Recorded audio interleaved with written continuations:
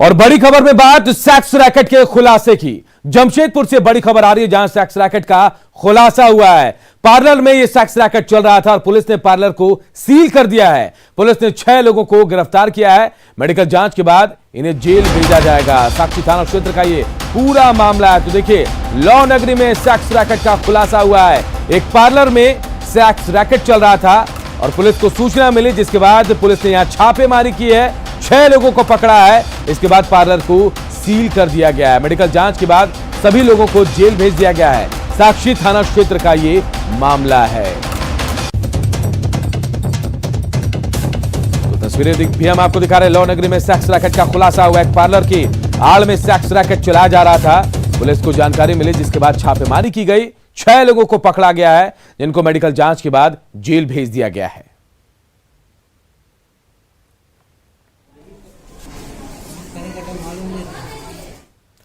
हजारीबाग और कोडरमा जिले के सीमावर्ती इलाकों में इन दिनों हाथियों के झुंड ने उत्पात मचा रखा है। एलिफेंट कॉरिडोर में दामोदर नदी के किनारे करीब 24 की संख्या में हाथी हैं। खरपोका में हाथियों के झुंड ने फसलों को रौंद दिया। गांव के करीब हाथियों के आ जाने से ग्रामीण डरे हुए हैं। हाथियों के कहर से बचने के लिए ग्रामीण कई उपाय कर रहे हैं, लेकिन कोई भी कारगर साबित नहीं हो रहा है। फसलों के नुकसान से किसान और ज्यादा उदास हो गए। उन्हें रोजी रोटी की समस्या की चिंता सता रही है। सरकार से लोगों ने आर्थिक मदद की गुहार लगाई है। वन विभाग की ओर से ग्रामीणों को जागरूक तो किया जा रहा है। बहुत मेहनत से खेती उपजाते हैं और हाथी आकर के बहुत तरह की नुकसान करते जा रहा है और उसमें से प्रशासन को भी कोई तरह की सुनवाई नहीं ले रहा है हम लोगों का। केतारी में अभी 24 ठो हाथी घुसा हुआ है। आज 3-4 दिन हो गया है और गेहूं सब खत्म कर दिया। लॉकडाउन के टाइम में सब कोई घर में है और इतना महंगाई हो गई है, जो कि खेती में हम लोग बचे हुए हैं, फिर भी ये हाथी लोग नुकसान करके बर्बाद कर दे रहे हैं। कि जब सूचना पता चलता है कि हाथी का आने का टाइम हो गया है, अगल बगल गांव से पता लग ही जाता है।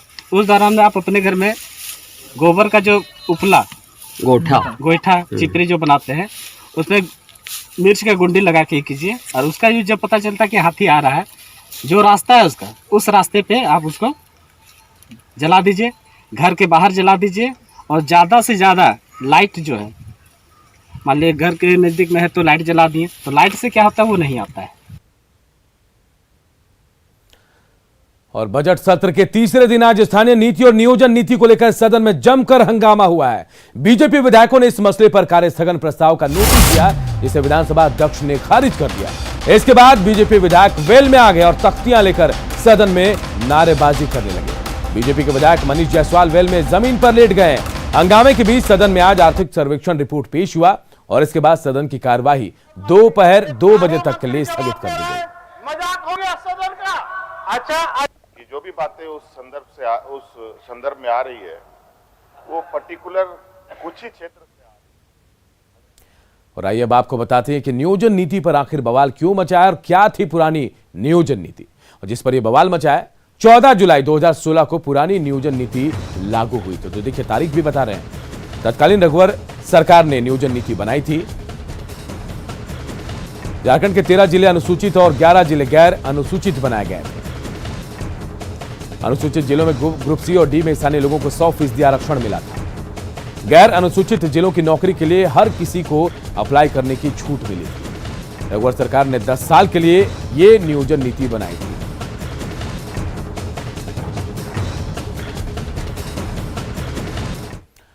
और देखिए, पुरानी नियोजन नीति को मौजूदा जेएमएम कांग्रेस की सरकार ने गलत करार दिया। सरकार का कहना है कि झारखंड को 13 अनुसूचित और 11 गैर अनुसूचित जिलों में बांटना गलत है। जेएमएम ने पूर्व की रघुवर सरकार के युवाओं से धोखे का उन पर आरोप लगाया और 3 फरवरी 2021 को हेमंत सरकार ने पुरानी नियोजन नीति रद्द कर दी। हेमंत सरकार ने नई नियोजन नीति लाने का ऐलान किया। और देखिए, नियोजन नीति रद्द करने से यूपी और बिहार के युवाओं को जोरदार झटका लगा। वो गैर अनुसूचित जिले में नौकरी के लिए अब अप्लाई नहीं कर सकेंगे और बाहरी लोग राज्य की नौकरियों पर दावा जो उनका था वो भी अब वो नहीं कर पाएंगे।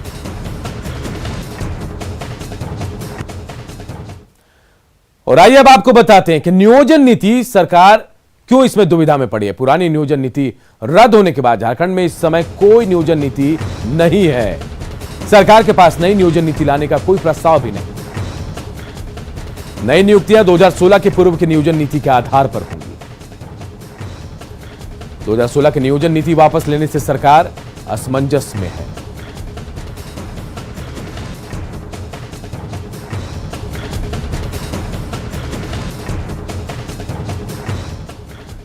इधर विधानसभा में आज हजारीबाग में केरोसिन लैंप में विस्फोट का मसला भी उठा। विधायक अमित यादव ने केरोसिन लैंप में विस्फोट का मामला उठाया और हजारीबाग में केरोसिन से ही हो रही घटना पर आपत्ति जताई। इस पर सीएम हेमंत सोरेन ने कहा कि सरकार ने हजारीबाग की घटना को संज्ञान में लिया और मृतक के परिजनों को 4 लाख रुपए का मुआवजा भी दिया जाएगा। साथ ही उन्होंने कहा कि केरोसिन तेल में मिलावट की जांच हो रही है और सरकार दोषियों पर कार्रवाई भी करेगी।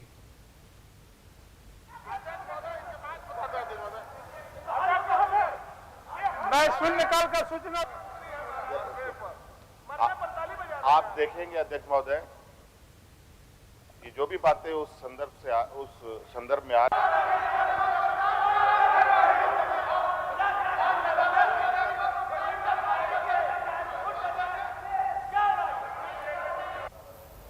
उस दिन से ही हम लोगों ने, उससे पहले ही हम लोगों ने इस बात को संज्ञान में लिया था और पीड़ित परिवारों को सरकारी मदद के लिए निर्देश दे दिया था। निर्देश के अनुरूप इसमें मारे गए लोगों को 4 लाख रुपए प्रति व्यक्ति के दर से दिया जाएगा। और अध्यक्ष महोदय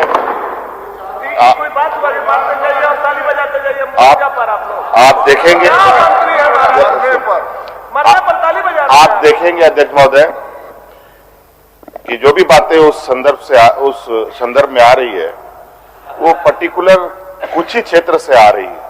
हजारीबाग जिले में ही ये घटना घट रहा है और उसमें पदाधिकारियों ने इस पर नजर रखी हुई थी और वहां के केरोसिन के सैंपल को लेबोरेटरी में भेजा गया है। उसका रिपोर्ट शायद आ चुका है, मैं अभी उसको देख नहीं पाया हूं और किसी डीलर के द्वारा, शायद डीलर का भी नाम आ रहा है, किस डीलर के यहां से यह डिस्ट्रीब्यूट हुआ है और उसमें कुछ मिलावटी की शंका जताई जा रही है, कुछ उसमें मिलावट है। और अध्यक्ष महोदय ये तो जांच का विषय है कि ये कहां मिलावट हुई, कितने पैमाने पे मिलावट हुई, ये लंबी कड़ी है। फिलहाल जो घटना घटी है, हजारीबाग में केरोसिन लैंप में ब्लास्ट का सिलसिला थमने का नाम नहीं ले रहा। सदर प्रखंड के शेखा गांव में केरोसिन लैंप में ब्लास्ट होने से एक महिला बुरी तरह झुलस गई, जिसे बेहतर इलाज के लिए रिम्स रेफर किया गया। जिले में अब तक केरोसिन लैंप में ब्लास्ट होने से 4 लोगों की जान जा चुकी है, जबकि 1 दर्जन से ज्यादा लोग घायल हैं और इनका इलाज अलग अलग अस्पतालों में चल रहा है। केरोसिन तेल विस्फोट से हो रही घटनाओं में या घटनाओं के क्रम में कहिए कि आज ग्राम शेखा में भी मौसोमात उर्मिला देवी पति स्वर्गीय महेश महतो की पत्नी केरोसिन विस्फोट में गंभीर रूप से घायल है। लगभग वो 90% घायल है, जिसे प्राथमिक उपचार के बाद HMCH हजारीबाग से रिम्स के लिए अभी तत्काल बेहतर इलाज के लिए उसको रेफर किया गया है। करीब 634 लीटर तेल जब्त भी किया गया था। घर घर जाके हम लोग के द्वारा हाक भी पिटवाया गया और लाउड स्पीकर से अनाउंस भी करवाया गया और जितना भी तेल था सब हम लोग के द्वारा जब्त भी कर लिया गया था। लेकिन ऐसा अभी तक जानकारी मिली कि ये महिला कहीं बाहर रहती थी। संभवतः उसके पास कुछ बचा हुआ होगा और उसको पता नहीं होगा। अब तो हम लोग देखते हैं, अभी भी कल पुनः हम लोग पूरे तौर से फिर से सभी जगह पुनः सब जगह जाके जो तेल बचा हुआ, अगर अब तो नहीं बचा हुआ होगा या होगा अभी, तो पुनः हम लोग जाकर जागरूकता फैलाएंगे और सभी तेल को। और हेमंत सरकार 3 मार्च को अपना बजट पेश करने जा रही है और इस बजट से राजधानी वासियों को भी काफी उम्मीदें हैं। न्यूज 18 से बातचीत में लोगों ने राज्य सरकार से हेल्थ और एजुकेशन सेक्टर में सुधार की मांग तो की, साथ ही व्यापार, कानून व्यवस्था, कृषि को बजट में तरजीह देने का सुझाव भी दिया।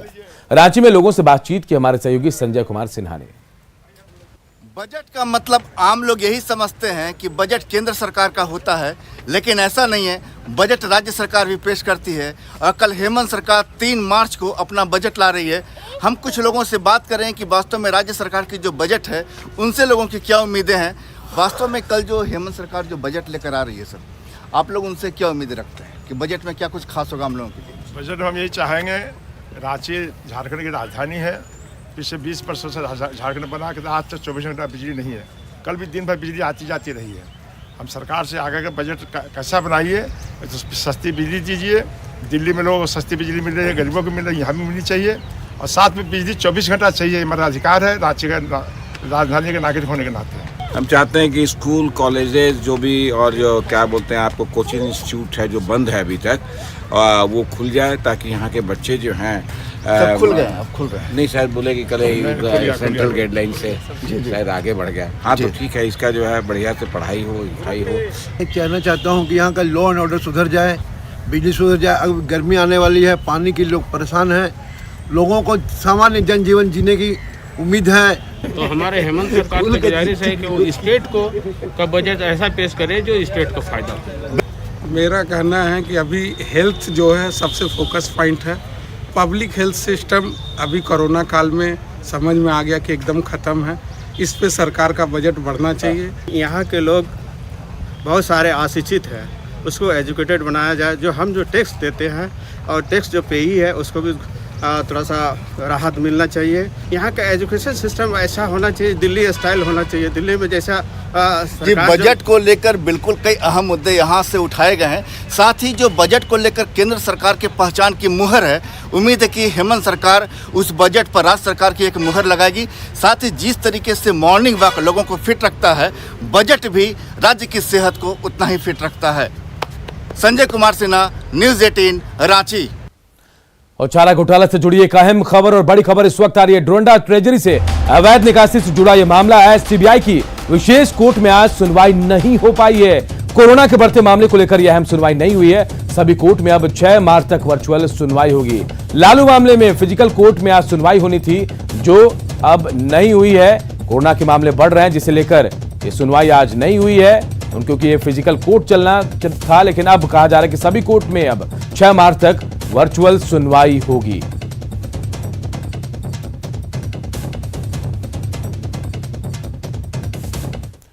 और बात राज्य में बालू के लूट की, जिस पर शासन प्रशासन दोनों मौन हैं।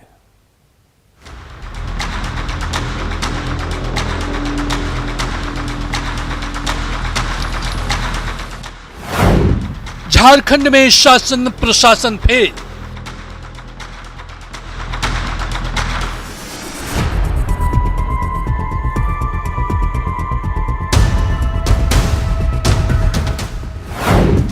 अवैध बालू खनन का खुला खेल।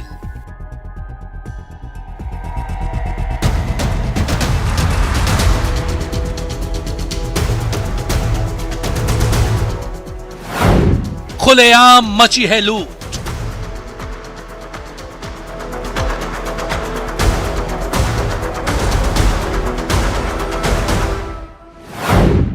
काले खेल में जबरदस्त छूट।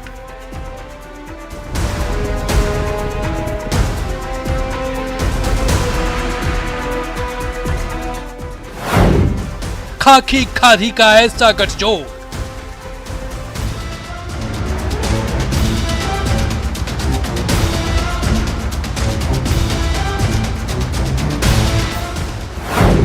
छाई है खामोशी, नहीं कोई शोर।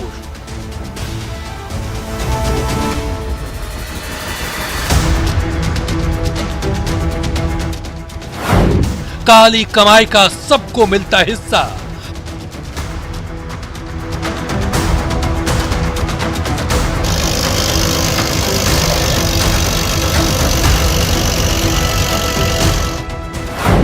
कौन सुनाएगा लुटते राज्य का किस्सा।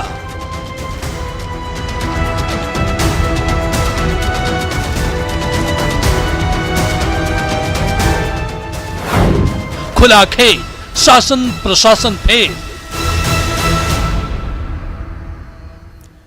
तो झारखंड में खुले तौर पर खुलेआम अवैध बालू का खनन हो रहा है। हम आपको एक साथ 6 तस्वीरें दिखाते हैं झारखंड की।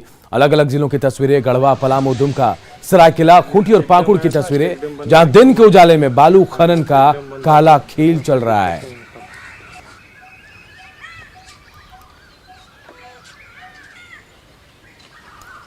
तो साहिबगंज में बालू का अवैध खनन जोरों पर है। यहां बरहेट के गुमानी नदी से बालू का खनन होता है, लेकिन बालू घाटों की नीलामी अभी भी नहीं हुई है। इसके बावजूद प्रशासन की मिलीभगत से बालू का यहां उठाव हो रहा है।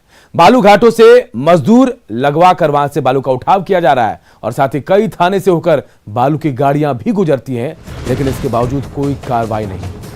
ज्यादा जानकारी दे रहे हैं हमारे सहयोगी निशांत कुमार।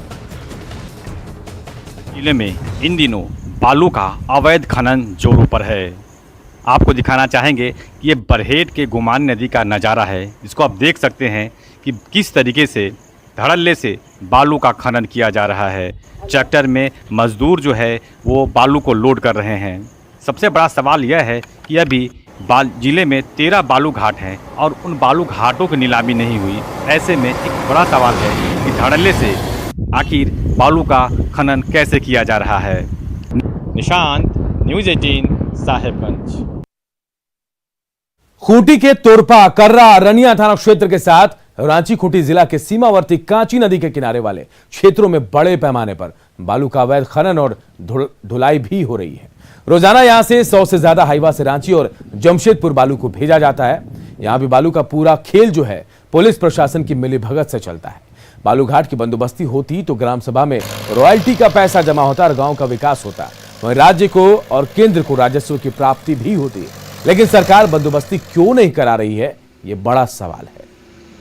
प्रशासन की कोई भूमिका नहीं है, सरकार की भूमिका होना चाहिए। यहाँ पर 5 ही अनुसूचित क्षेत्र में ग्राम सभा का आधिपत्य होना चाहिए और जिस राजस्व ग्राम से बालू खनन होगा वहाँ का 50% रॉयल्टी वहाँ के ग्राम सभा रखेगी और 50% केंद्र और राज्य सरकार रखेंगी। ये नियम होना चाहिए 5 अनुसूचित क्षेत्र में। जब तक ये नियम लागू नहीं होगा अवैध तो होते रहेगा।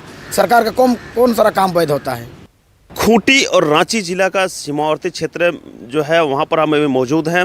ये कैनल रास्ता आप देख रहे हैं जो अड़की से निकलती है और इसके ठीक NH के किनारे उस साइड से रांची जिला के सोनाहातू और तमाड़ के इलाके से भारी पैमाने पर बालू की खनन होती है और बालू की खनन होकर सीधे ये हाईवे पकड़ते हैं और ये रांची और जमशेदपुर में सप्लाई होता है। तो आप देख सकते हैं कि ये जितना इलाका दिख रहा है पूरे खूंटी जिला है पड़ता है और बिल्कुल इसके ऑपोजिट जो पड़ेगा वो रांची जिला पड़ेगा। दोनों का फ़ायदा बालू माफिया उठाते हैं और यहाँ से हाईवे पकड़ते हैं और रांची और जमशेदपुर पर तस्करी की जाती है।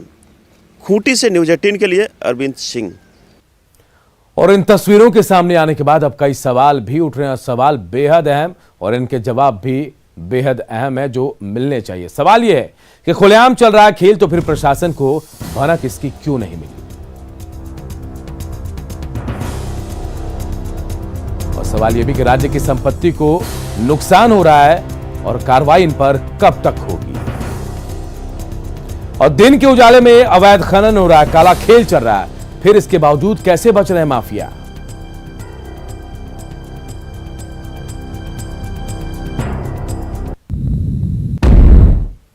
इधर जेएमएम के विधायक लोबिन हेम्ब्रम सदन में हरे कपड़े पहने हुए नजर आए। जब उनसे पूछा गया तो उन्होंने कहा कि ये उनकी पहचान है और ये पहचान मिटती जा रही है। यहाँ के आदिवासी मूलवासी के नाम पर ये राज्य अलग हुआ है। आज ये पहचान है हम लोग का, समझे ना। और ये पहचान हमारा मिटने जा रहा है। सामने इधर देखिए ना, ये पहचान हमारा मिटने जा रहा है। कौन मिटा रहा है? सरकार। ये झारखंड मुक्ति मोर्चा गठबंधन की सरकार नहीं। ये राज्य अलग होने के बाद 21 वर्ष के बाद में ये पहचान आदिवासी का जिसके नाम पर राज्य अलग हुआ है वो मिट रहा था, है ना। इसीलिए ये पहचान हम बनाए रहे ताकि यहाँ के लोगों को अपना हक और हुकूक का अधिकार मिले। सरायकेला जिले में तीसरे चरण का कोरोना वैक्सीनेशन का काम शुरू हो गया है और इसे लेकर 13 सरकारी वैक्सीनेशन साइट और 2 प्राइवेट वैक्सीनेशन साइट बनाए गए हैं। रजिस्ट्रेशन करने के लिए फ्रंटलाइन वॉरियर्स और राजस्व कर्मचारियों के लिए कोविन 2.0 पोर्टल आम लोगों के लिए खोल दिया गया है। प्रशासन ने लोगों से इस पोर्टल पर रजिस्ट्रेशन करने की अपील की है। 45 से 59 साल तक के लोगों को गंभीर बीमारी होने की सूरत में ही वैक्सीन लेने हेतु रजिस्ट्रेशन करने की बात कही गई। उन्हें वैक्सीन लेने के लिए डॉक्टर का सर्टिफिकेट देना होगा।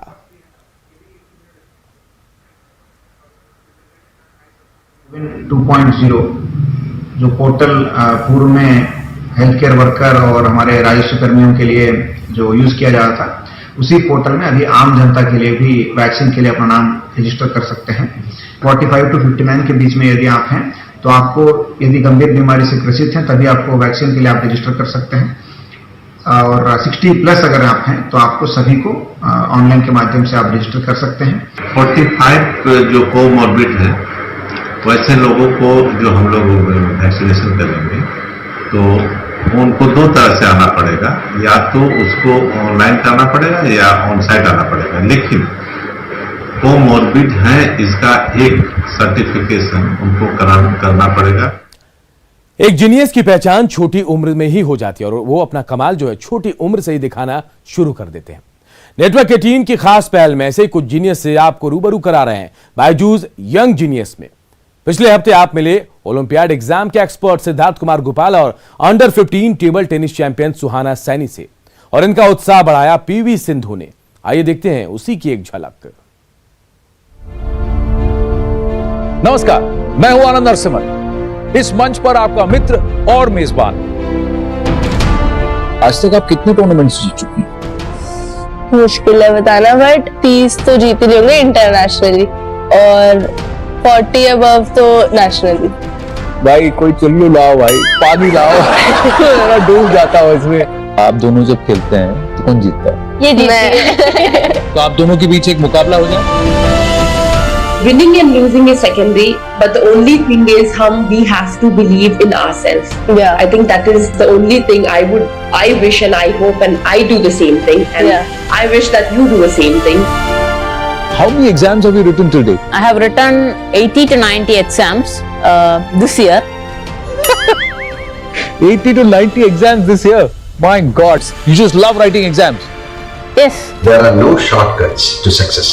May you excel in the field of academics and make our country proud. You love academics. Yes. पढ़ाई में अच्छे हैं आप, ओलंपियाड जीत चुके हैं. You very good in debate and elocution also. Yes, sir. You write essays. Yes, sir. You play the piano. Yes, sir. You play chess. Yes, sir. You are a quizzer also. Yes, sir. And you know German also. Yes, sir. I did till A2 examination and is currently pursuing B1. Plus you have written 80 to 90 exams. Yes, sir. तुम इधर आओ और गले मिलो आप मुझसे।